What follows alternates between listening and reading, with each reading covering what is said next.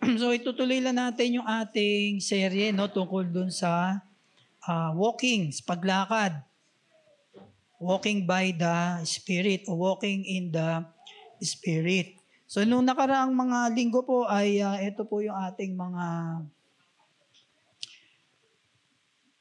ito po yung ating teksto no, Galatians chapter 5 verses 16 to 26. So lahat po 'yan ay nabasa na natin. I hope na natandaan natin ulit no. Siguro basahin ulit natin para nasa ganun tayo po ay ma-refresh.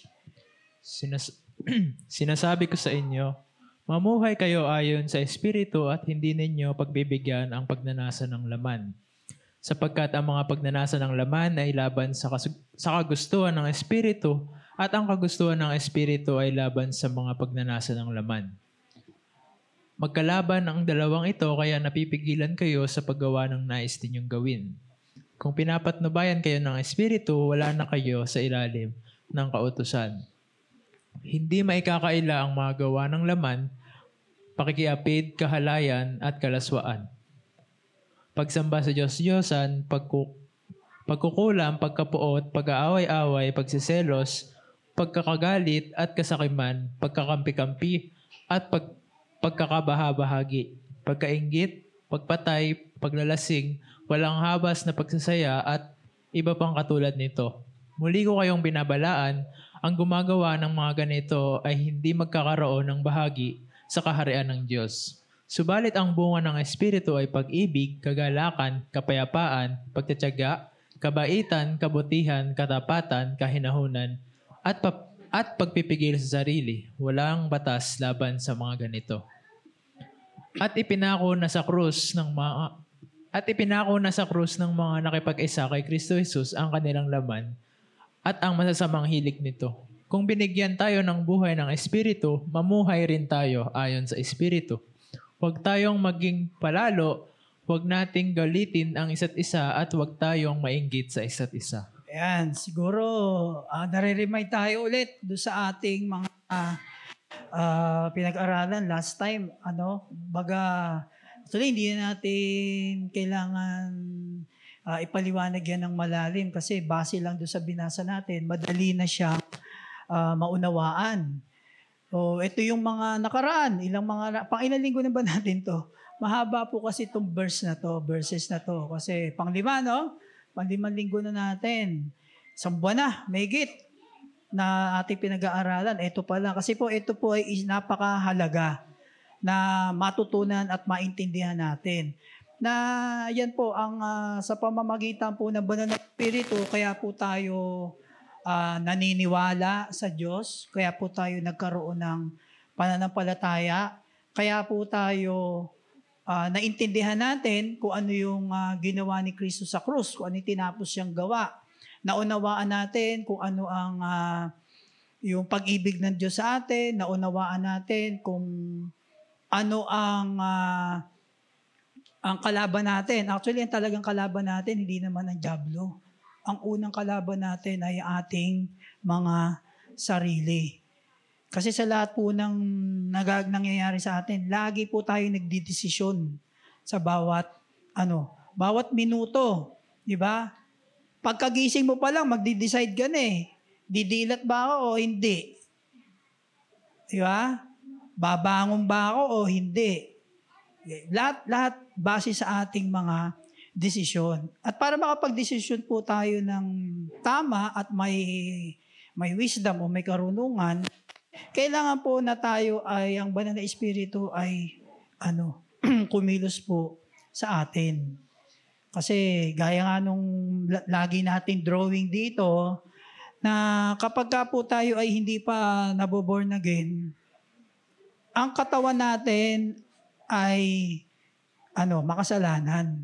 Yung espiritu natin, patay. So, nung na-born again tayo, ang espiritu po natin ay nabuhay.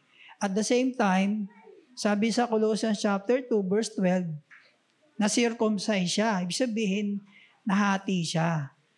Yung ating espiritu at ating laman, yung katawan natin.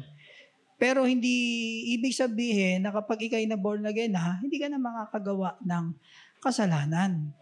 Makakagawa ka pa rin kasi nandito ka sa iyong katawan. Mawawala lang yan kapag ka ikaw ay namatay ka na, kapag nasa kabilang buhay ka na, kapag ikaw ay napalitan na ng katawan natin ng isang, ano ba Tagalog ng glorified body? Glorified body. Ibig sabihin nun, 100% perfecto. Pure. Ano ba pure? Yung, ano na siya, malinis. Wala nang sakit, wala nang kapighatian, wala nang kasalanan, lahat wala na. Perfect na yung ating katawan. So, doon lang siya mawawala. Pero hanggat nandito pa tayo sa mundo, hanggat tayo ay buhay pa, makakagawa pa rin tayo ng kasalanan kasi nandito pa tayo sa ating laman. Gaya ng binasa natin kanina, di ba? Ano-ano daw yung mga gawain ng laman. Kasi, ang dami, mula rito, pakikiapid, kahalayan, at kalaswaan, pagsamba sa Diyos-Diyosan, pagkukulam, pagkapuot, pag-aaway-away, pagsiselos, pagkagalit at kasakiman, pagkakampi-kampi at pagkakabahabahagi, pagkainggit, pagpatay, paglalasing, walang habas na pagsasaya, at iba pang katulad nito. At iba pang katulad nito. So, hindi na ma-describe. Hindi na ma-describe ni Pablo kasi sobrang dami ng nagagawa ng ating laman ng flesh natin. Pero ang nagagawa ng prutas, ng banal na espiritu, siyam lang. Siyam lang, Pag-ibig, kagalakan, kapayapaan, pagtitiyaga, kabaitan, kabutihan, katapatan, kahinahunan, at pagpipigil sa sarili. Siyam lang. Pero kung niyo yung kasalanan, napakadami. So, ibig sabihin yan, mga kapatid, mas maraming nagagawa ang ating flesh. Kasi nga puno-puno po ito ng korupsyon. Hindi lang korupsyon sa gobyerno, korupsyon sa sarili, sa pag-iisip. Lahat po yan ay sa isip ng gagaling. Kaya makikita natin dito na lahat ng mga kasalanang ito, lahat yan ako solusyon. Lahat ng solusyon yan at yung iba pa na sinasabi dito at iba pang katulad dito. Ang solusyon yan, etong siyam lang. Etong siyam. Sa sobrang dami, siyam lang. Kaya di ba, ang sinabi ni Pablo sa atin, sa una ay, ito ay isang command. Ito yung 4 na puntos. Na kailangan tayo ay, para madaig natin ang ating laman, tayo ay mamuhay ng isang, magkaroon tayo ng isang spiritual life. Ano ibig sabihin ng spiritual life? Ibig sabihin ba nun pilitin mo o sikapin mo na hindi ka gumawa ng kasalanan o hindi ka makagawa ng kasalanan. Hindi po yun. Ang sinasabi dito, yung kanina kinanta natin, yung title ng kinanta natin? Salita mo. Diba? Ang sinasabi dito sa mga last na pinag-aralan natin, in summary, ay punuin natin yung ating sarili o yung ating isipan sa pamamagitan ng salita ng Diyos. Kasi sabi sa Ephesians 5:18, patuloy tayong magpapuspos sa banal na espiritu. Ngayon, pag sinabing puspos ng banal na espiritu, ito ba yung sinasabi na kailangan lagi kang mapalehans, punta ka sa harap, papray ka, tapos kung ano-ano mararanasan mo, mag-init ka, mangisay ka, magtatalong ka, matumba ka, para masabi mo na ikay puspos. Hindi po yun. Ang sinasabing pagiging puspos ng banal na espiritu rito sa Ephesians 5:18 ay yung Colossians 3:16. Ang sabi doon, let the word of Christ dwell in you richly. Kasi po, pag binasa natin yung Ephesians 5:18, ang mga resulta po, pag tayo ay napuspos na espiritu, ay aawit ka. Parang ginagawa natin dito. Maski yung personal, natin. Kahit time, tayo umaawit sa Diyos, ginagalang natin ng magulang, yung mga magulang ay maayos sa pagdisiplina sa mga anak, gumagalang tayo sa mga sa gobyerno, yung batas, yung sumusunod tayo sa mga batas ng gobyerno. Halimbawa, huwag kang tatawid dun sa bawal tumawid.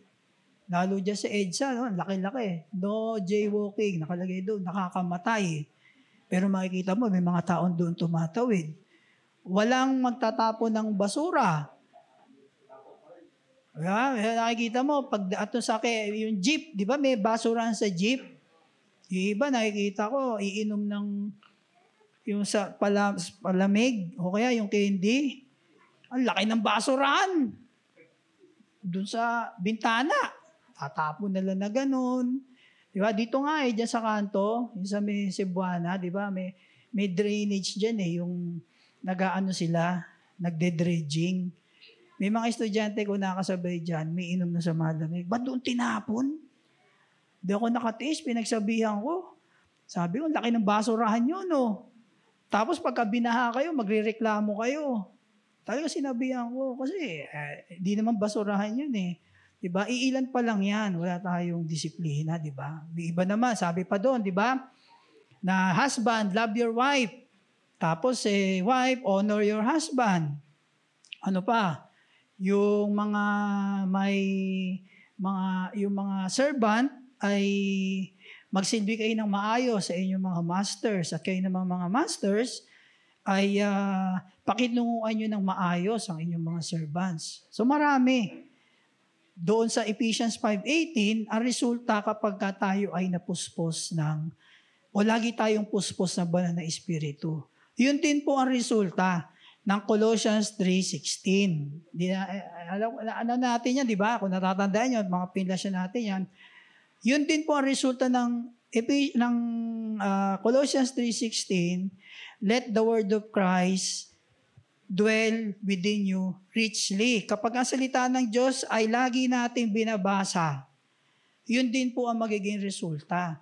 Tayo umaawit, ginagalang natin ang ating mga magulang, maayos ang paikito sa mga anak, hindi pinoprovoke na magrebelde yung mga anak, susunod tayo sa gobyerno, yung mga masters, maayos na makitungo sa kanilang mga servants, ganun din, igagalang nila yung kanilang mga masters, so forth and so on. So pareha siya. Kasi bakit? Kapag tayo ay napupuno na salita ng Diyos, mas nararanasan natin yung kaisipan ni Kristo. Diba? So pag meron kang gagawin, merong inuudyok yung katawan mo na gawin, na lalo na masama. Halimbawa, gusto niyo yung mga kasama mo yung mga ka-eskwela mo. Meron nga ako nakita dyan nung uwian dito, high school. Papumiyak akong UC, high school pa lang, UC na. Tapos kumbaga kung meron kang klase, nasasabihin try mo to, sigarilyo, sarap sa katawan na ito, lamig, lalo na pag meron kang halls. Ayun yun, sinigarilyo dito, na minsan merong candy, lalo na yung halls, mentol, lamig dito yan. Tatanungin siguro, ba't alam ko, kasi dati ginawa ko yan Elementary pa lang ako, nagsigarilyo ako. Kasi doon ako sa bahay namin, Pag yung chewing ko, nagpapabili bili mo ako, Jay, ng 5 sigarilyo, bibiling 6. Yung isa akin. May nga nakikita ako, nagsisigarilyo, may candy. Ginawa ko rin yun. Ang sarap pala dito. Kaso ba't ko hininto? Kasi nung isang beses, humit-hit ako, nalulun ko yung usok. Siguro parang 10 segundo ata, hindi ako nakahinga. Sabi ko, ayoko nang gawin to. Baka matuluyan ako. Ginagawa ko pa noon, nag-aalcohol ako, nagpapabango ako kasi maaamoy ng nanay ko kapag umuwi So, ganun, kaya alam ko yan, na pag nagsigarilyo ka na may candy, lalo na yung mentol, sarap dito yan, lamig. So, yung mga ganyan, di ba, sasabihin siya, tingnan mo to, gawin to, sarap nito. Kung ikaw ay puspos ka na salita ng Diyos, yung isip mo, kasi sa isip nga lahat nagsisimula yan Yan ang ano sa'yo, yung either na aayaw ka o susubukan. Kapag ikaw sinubukan mo, ay umiiral sa'yo, yun laman mo. Pero kung aayaw ka, ang spirit mo ang nagsasabi na wag. Di ba? So una, ang sabi diyan ay binigyan tayo ng command na do sa verse 16 na sinasabi ko sa inyo, kayo ay mapuspos. So sinusunod, nagbibigay si Pablo ng utos na tayo ay mapuspos. Pangalawa, ano pa? Ay yung last week, do sa verse, yung kasunod na verse noon, conflict. Ano ba ulit yung conflict? Meron siyang, nagkikiskisan. Parang nag-aaway yan, nagtatalo. Sabi sa verse 70, sapagkat, ang pagnanasa ng laman ay laban sa kagustuhan ng Espiritu. At ang kagustuhan ng Espiritu ay laban sa mga pagnanasa ng laman. Magkalaban ang dalawang ito, kaya napipigilan kayo sa paggawa ng nais yung gawin. Halinaw, magkalaban. So may conflict. Hindi pwedeng umuo yung laman mo sa espiritu mo.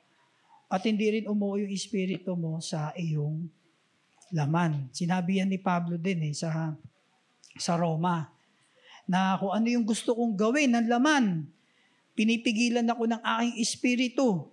Pero kung gusto kong gawin ng espiritu ko, pinipigilan naman ako ng aking laman. So hindi pwedeng mag-oo yan. So either nabibigay ang iyong laman o bibigay ang iyong espiritu. Kaya nga sabi ni Pablo do sa Roma, hindi ko na ano yung verse na ang sinabi niyo, kaya ako mga kapatid, dinidisiplina ko ang aking laman.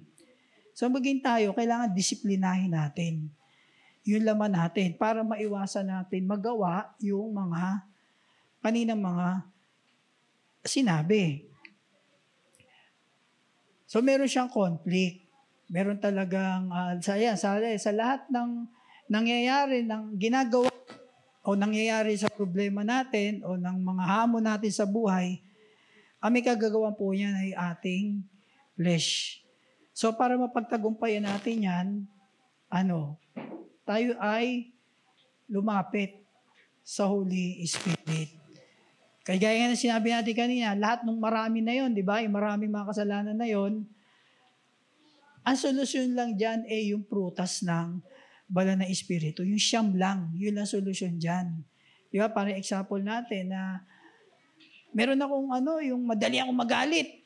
Di ba? Kung minsan na ginagawa, wala si Evan dito eh. Kasi yung kanyang OJT ngayon, mga tao yung hinahawakan niya, yung mga may pupuntang clinic. May mga problema yung mga taong pumupunta sa kanilang clinic. Ano yung ginagawa nila? Nagpapakonsulta. Merong problema sa isip, hindi makatulog, merong anxiety attack, may panic attack, may kung ano-ano. May emotional problem, may problema sa nanay, may problema sa magulang, may problema sa jowa, may problema sa sa empleyado. Aming mga klase ng problema. Actually, ang solusyon lang dyan, yung siyam lang. Yung siyam. Pagka meron ka problema sa mahina pasyensya mo, pupunta doon. Madali kasi ako magalit eh. Makakita lang ako, naiinis ako. Makita lang ako ng ganito, nagagalit na ako. Ano sabi ng isang fruit of the Holy Spirit? Patience. Ano pa meron doon? Gentleness. Actually, yung mga solusyon natin, yung mga problema natin sa emosyon, sa pag-iisip, nandun lang lahat. Pero anong ginagawa ng tao? Human solution muna ang kanilang pinupuntahan. Biro mo, magbabayad ka ng, magkano yun? 2,500. tatanungin lang sa'yo. Sasabihin mo lang, madali ako mainis. O di sasabihin sa'yo nung doktor, ganito lang gawin mo. Try mo to. Wala pang 30 minutes. O bayad ka lang. Magkano ba bayaran? 2.5. 2.5 na kagad. O di ba? Kaya pag kailangan nyo counseling, punta lang kayo sa bahay. Jollibee lang, Jollibee.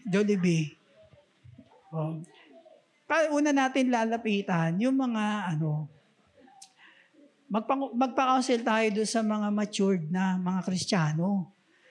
Kasi mas mabibigyan tayo ng tamang solusyon niya. Kasi iba, bibigyan pa gamot eh.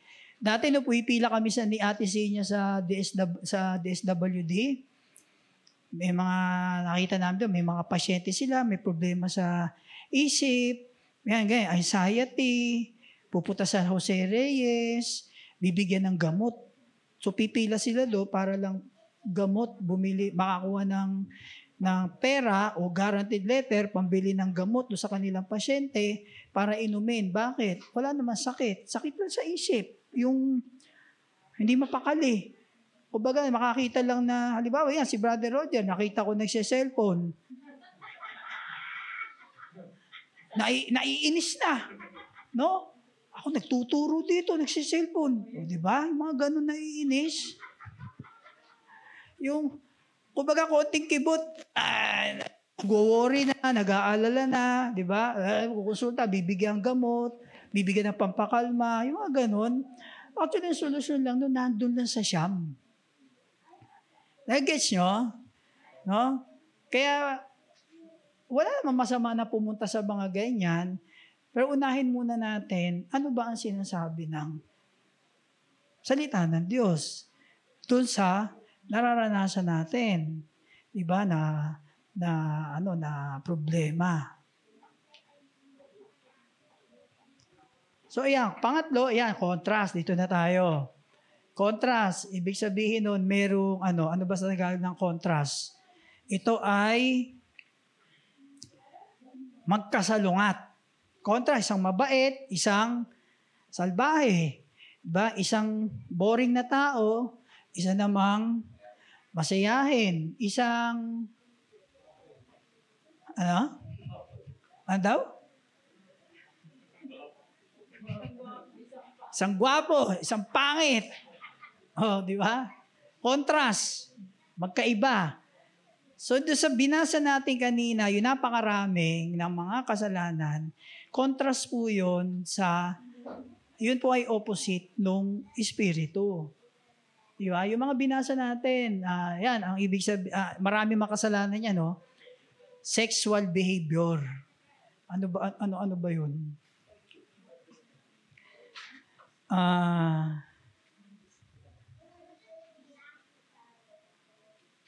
Sa verse 19, pakikiapid, kahalayan, kalaswaan. Yan, yun yung ano pa? Hindi, balik mo doon sa yung kanina yung contrast. Sexual behavior, immorality, impurity, sexual addiction. Pagka naman sinabing sexual addiction, hindi naman ito yung manyakis ka. Di yun, ha? Ang sinasabi dito, pangit yung relasyon mo sa pamilya mo, di ba? Sa nanay mo, sa tatay mo, sa mga anak mo. Lack of self-esteem. Parang wala kang self-esteem, yung wala kang tiwala sa sarili mo. Parang, hindi ko kaya yan eh.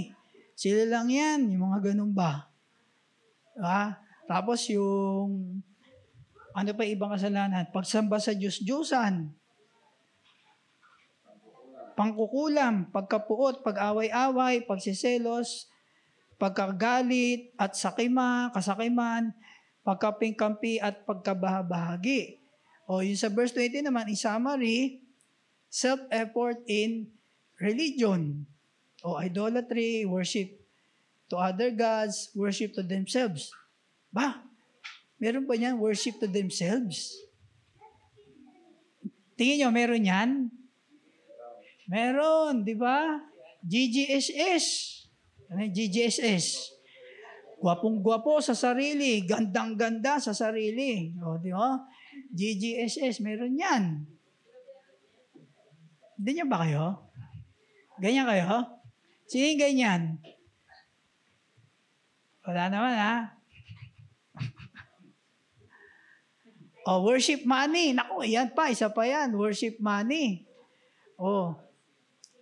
Meron bang sumasamba sa pera? Meron, dami. Punta kayo sa HOR. Alam niyo yung HOR? Alam niyo yung HOR? House of Representatives. Punta kayo sa Kongreso, ang dami niyan. Ano pa?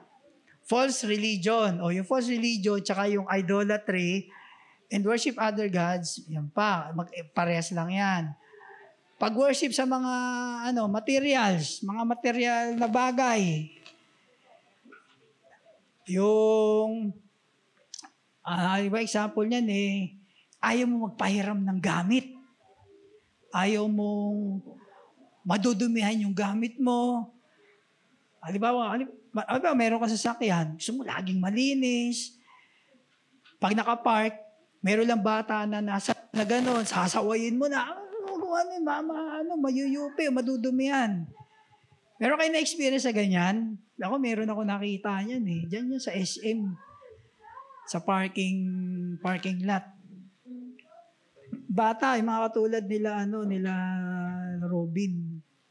Nadikit doon sa, maganda naman yung sasakyan BMW Sakto, pauwi na yung may-ari. Nadikit lang na gano'n kasi naglalaro Baka daw mayupi.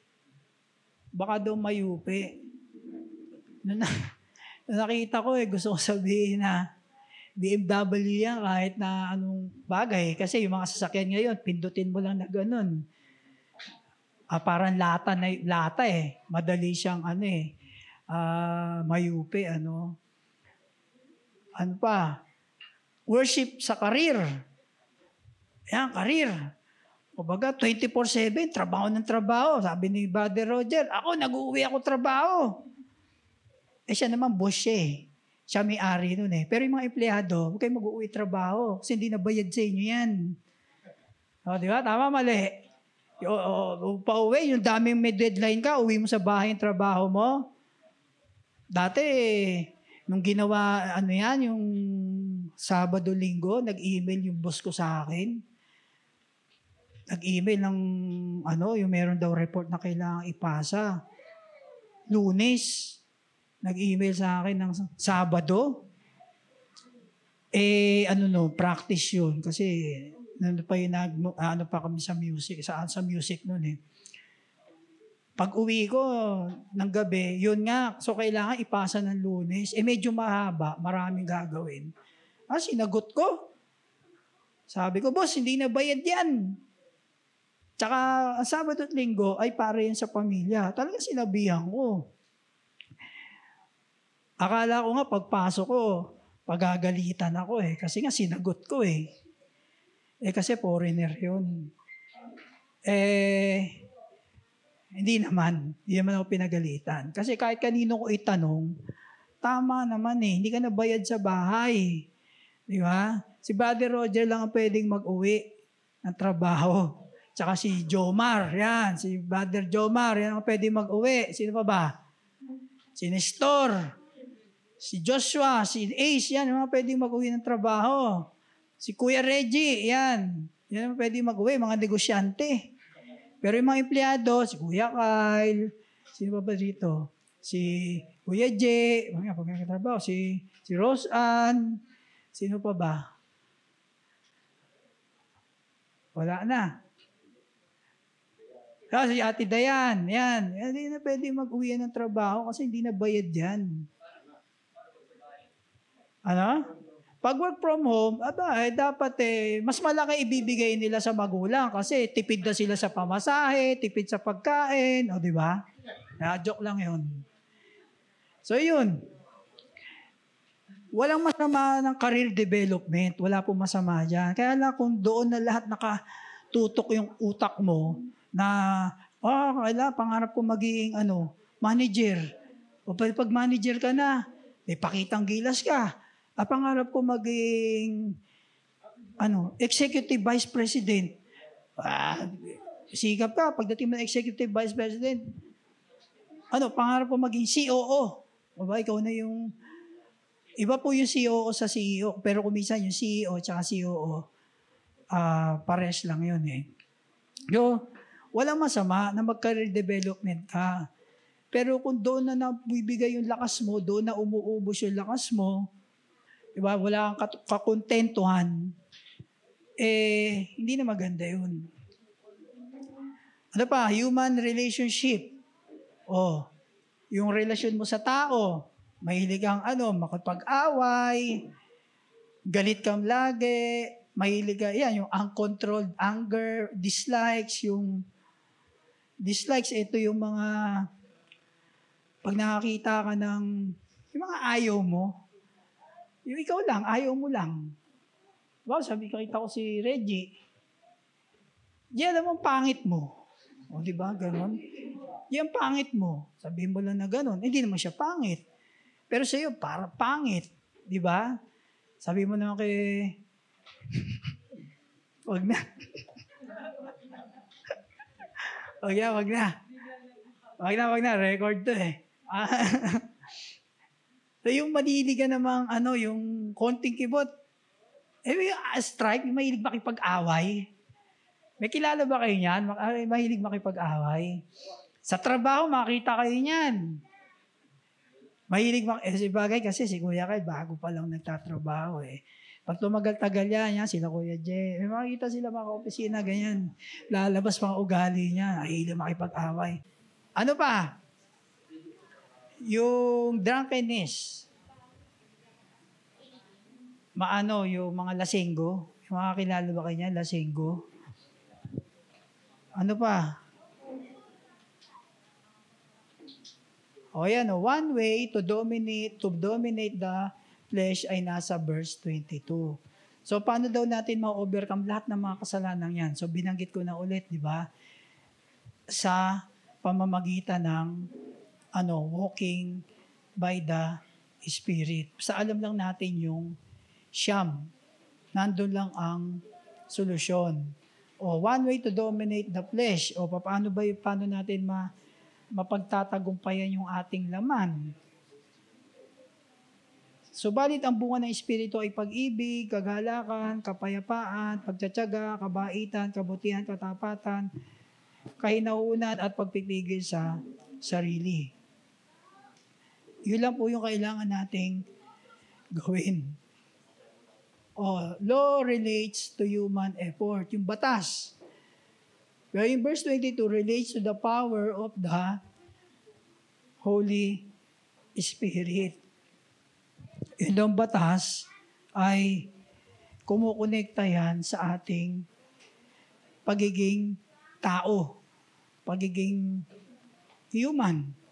Pero ang kapangyarihan ng Diyos ay kumukonekta yan sa ating sa ating espiritu. Ano pa sabi dyan? Pabasa. Medyo liwanag na yung tingin ko eh. If all problems in our lives are produced by the flesh, the only one who can overcome the flesh is the Spirit, then it makes sense to walk in the Spirit. Everything that is wrong in our life is produced by the flesh, and everything that is right is produced by the Spirit. Yun. So, everything, kahit anong mga nangyari sa ating, sa buhay natin, lahat ng pagkakamali natin, ay resulta po yan ng ating laman. At lahat ng kabutihan na nangyari sa atin, resulta po yan ng banal na Espiritu, ng Holy Spirit, o yung Spirit na nasa atin. Na all problems in our lives are produced by the flesh, or the only one who can overcome the flesh is the Spirit.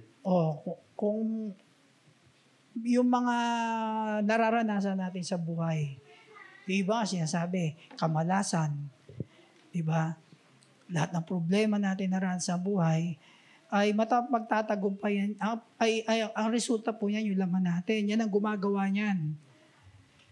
So, para mapagtagumpayan natin yan, ay sa pamamagitan ng paglakad sa banal na Espiritu. Ano yun? Yung salita pa rin ng Diyos. Pagbabasa pa rin natin. So, pang-apat, sa verse 24, conquest. Ano ba Tagalog ng conquest? Ano Tagalog ng conquest? Pagka sa mga dagat, meron kaming conquest. Ano? Ano? Conquest.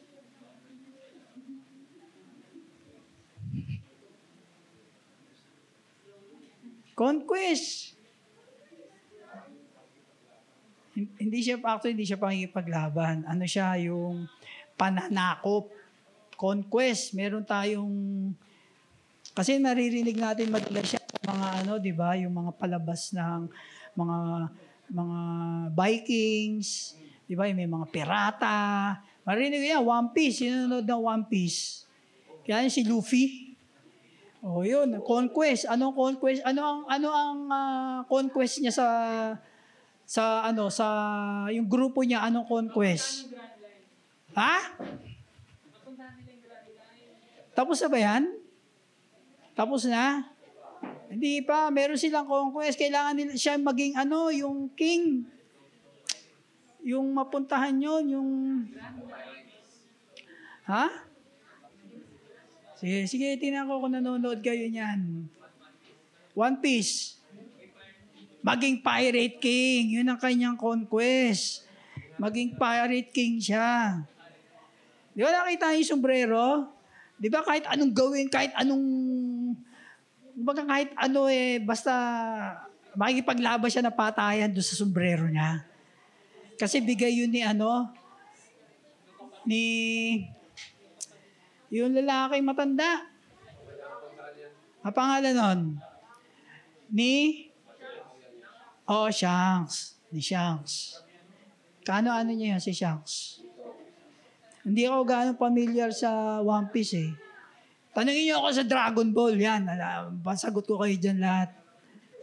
So, ang conquest ni Luffy ay maging pirate king. So, ito rin, sa nangyayari sa life natin, meron po tayong conquest. Ano sabi diyan?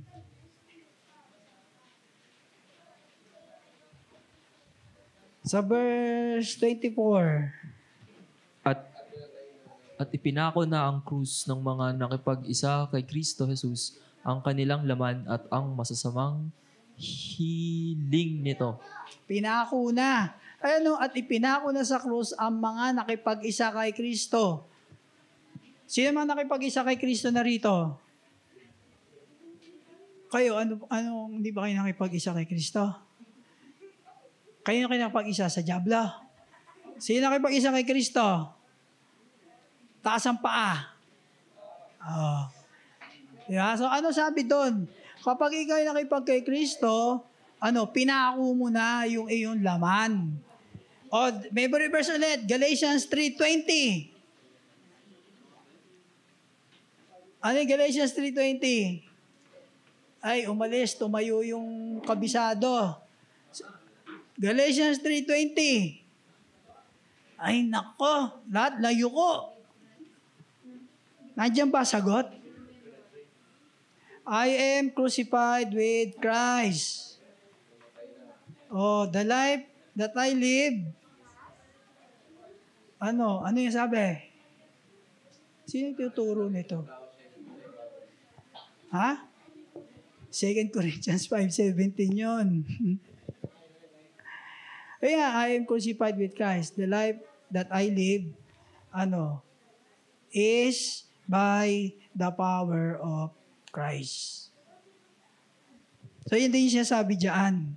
Na nung pinako nyo natin na ating sarili, tayo ay, yung laman natin, yung sarili natin, patay na. ang buhay na sa atin ay ang espiritu natin. So pagdating sa verse 25, ang sabi, Kung binigyan tayo ng buhay ng Espiritu, mamuhay rin tayo ayon sa Espiritu. kung ating espiritu ay buhay na, tayo ay mamuhay ng ayon sa espiritu. Ano ba sabi doon? If we do not live in the flesh, di na dapat tayo mamuhay sa pamagitan ng ating laman. Kundi tayo ay mamuhay o lumakad sa pamagitan ng banal na espiritu. Ang pinaka-source, ano ba Tagalog ng source? Ang pinaka-pinagkukunan natin para tayo ay magkaroon ng pagbabago sa ating sarili, ang may kagagawa po niyan ay ang Holy Spirit. We began in the Spirit, so we must live by the Spirit. Parang Galatians 3:3, di ba? Yung binasa natin yung unang-una. Na tao ay nagsimula sa Espiritu. Parang yung drawing natin. Kung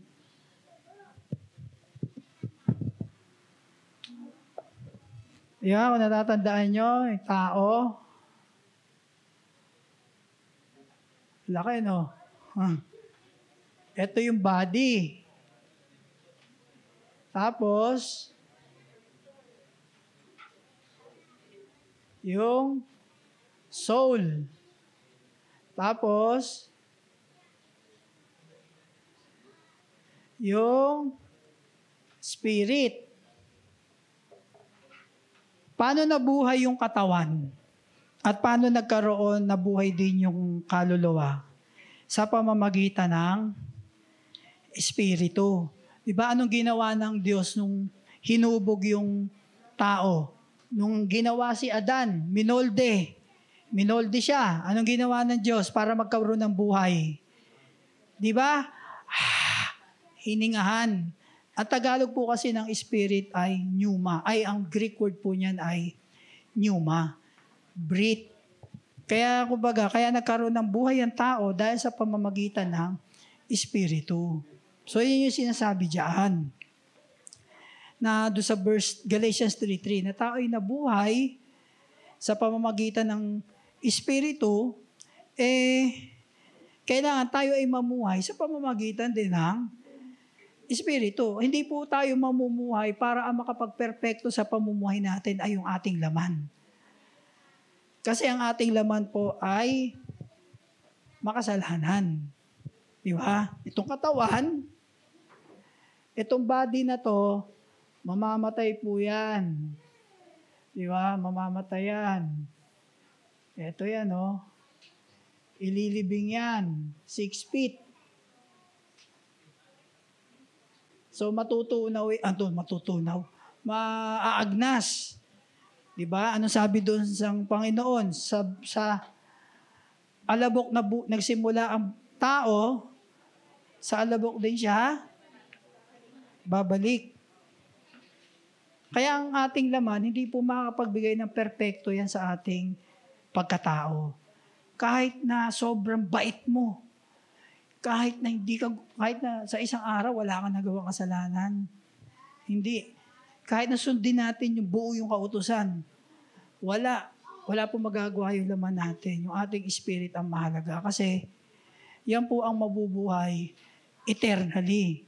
Panghabang buhay po yan. Either habang buhay ka sa langit o habang buhay ka sa impyerno.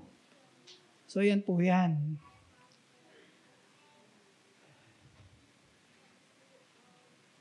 Ano sabi diyan?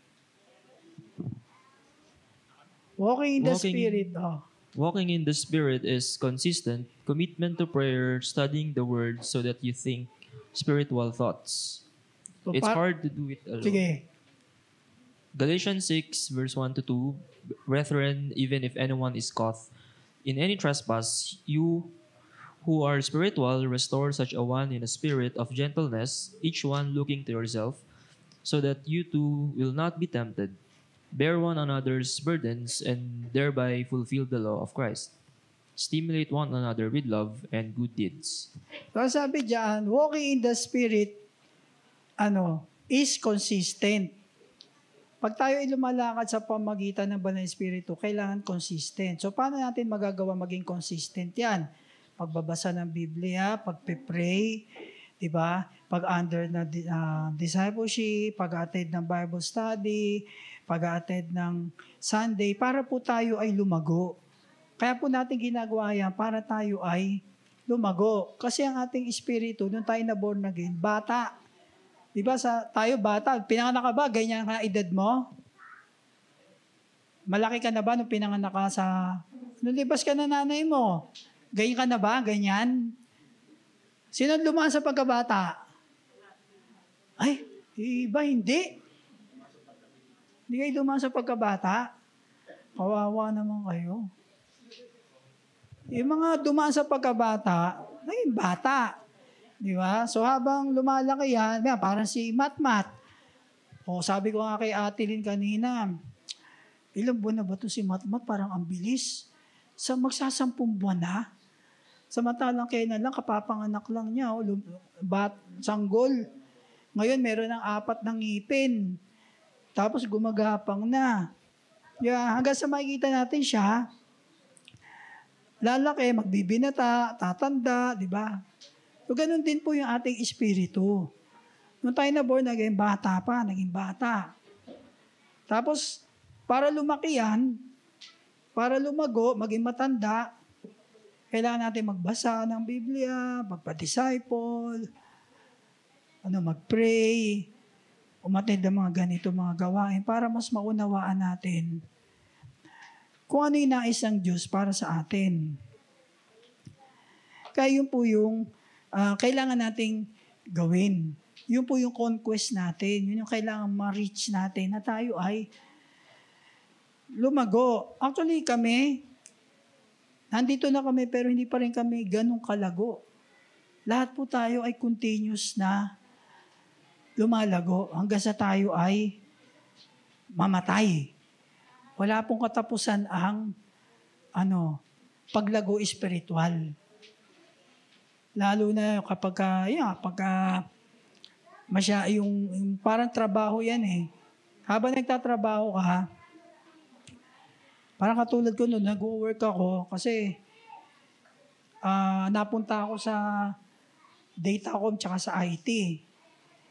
So, hanggang nagtatrabaho ko, kailangan ako mag-aral. Kasi, after 6 months, may bago na naman lalabas na technology. Ngayon, ano ang technology natin? 5G. Di ba? 5G. Nagsimula yan saan?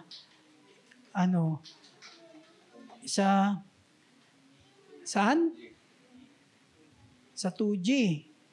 Tapos, yung dial-up modem. Yung pag sa telepono, hindi ka pwede makagamit kung gagamit ka internet. Yung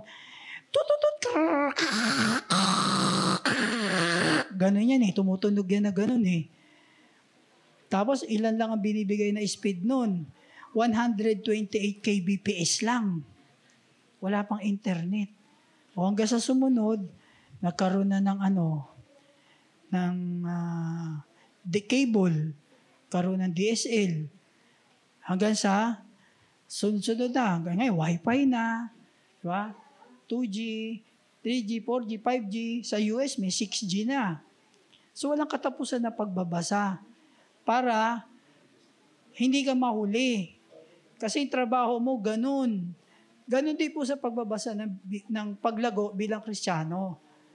Wala kang tigil na mag-aral, magbasa, umattend dito, umattend ng Bible study, mag-pray, para patuloy na lumago yung ating espiritu.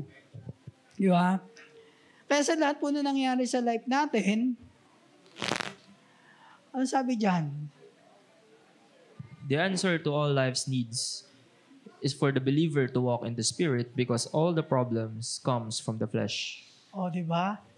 Sa lahat ng nangyayari sa life natin, nangyayari sa ating buhay, Ang kailangan lang natin bilang Kristiyano ay lumakad sa pamamagitan ng banal na Espiritu. Kasi lahat nga ng problema na nararanasan natin, galing yan sa ating laman. Kasama isip. Kasi isip natin yan nagpapatakbo ng kung paano yung magiging desisyon natin sa buhay. Di ba?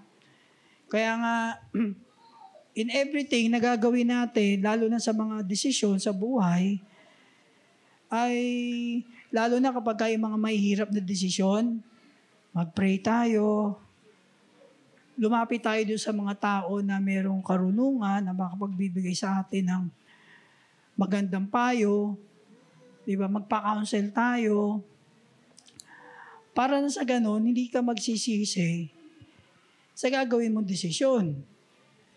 Kasi anong kasabihan sa mundo? Nasa huli ang pagsisisi. Kaya mahirap na pag nagsisi ka sa dulo, malamang huli na yan.